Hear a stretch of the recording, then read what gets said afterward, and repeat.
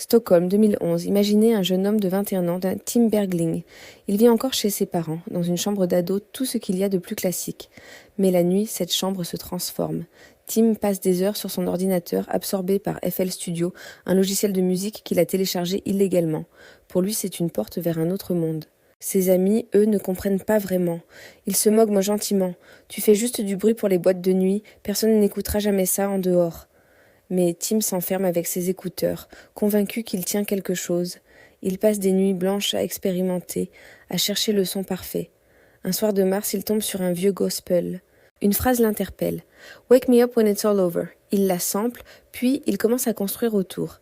Il ajoute une ligne de basse puissante, typique de la house music, puis un drop électro explosif.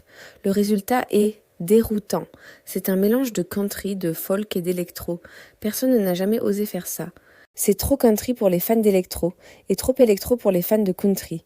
Plein d'espoir, il envoie son fichier MP3 à 3 grands labels de musique. Les réponses sont unanimes et brutales. Trop étrange, ça ne marchera jamais. C'est un non. 3 refus catégoriques. Pour beaucoup, ça aurait été la fin de l'histoire. Mais pas pour Tim. Il décide de prendre les choses en main. Il crée un profil sur SoundCloud sous un nouveau nom. Avicii.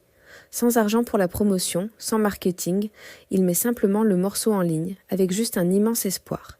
Et là, la magie opère. En 72 heures, le titre atteint 50 000 écoutes, puis 500 000, puis 5 millions. Le compteur explose, le monde entier découvre ce son unique. 2 ans plus tard, en 2013, Wake Me Up est le tube de l'été dans plus de 80 pays. Sur scène à Ibiza, devant une foule en délire, Avicii pleure d'émotion. Il a réussi. Mais derrière les lasers et les applaudissements, la réalité est beaucoup plus sombre. L'anxiété le ronge, il souffre d'ulcères, d'insomnie. La pression est énorme. Il commence à annuler des concerts. Personne ne comprend pourquoi la plus grande star de l'électro semble s'effondrer. En 2016, à seulement 26 ans, il prend une décision radicale. Il arrête tout. Il annonce sa retraite des tournées dans une lettre poignante expliquant que sa santé mentale et physique vaut plus que toute la gloire du monde. Le 20 avril 2018, la nouvelle tombe comme un coup près. Tim nous a quittés. Il avait 28 ans. Mais son histoire ne s'arrête pas là.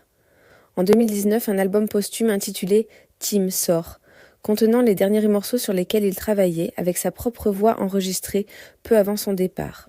Son héritage, c'est sa musique intemporelle, mais aussi la fondation Tim Bergling, créée par sa famille pour lutter contre le suicide et sensibiliser aux problèmes de santé mentale.